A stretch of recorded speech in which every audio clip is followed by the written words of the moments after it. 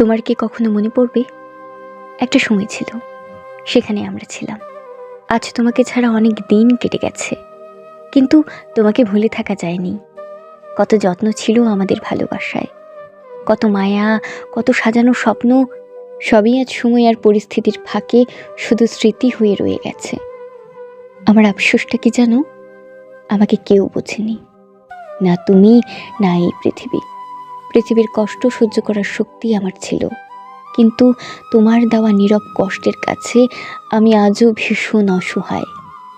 কিন্তু ব্যথার কোনো ভাষা হয় না, চাইলেও কাউকে বোঝানো যায় না ভেতরের শূন্যতাটা কতটা গভীর।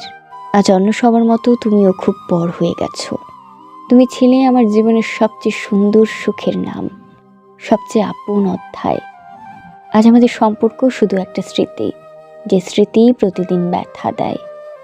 সবশেষে শুধু এতটুকুই বলি, তুমি ভালো থেকো। আর আমার না বলা কষ্টগুলো আমি নিজের সাথেই রেখে দিলাম।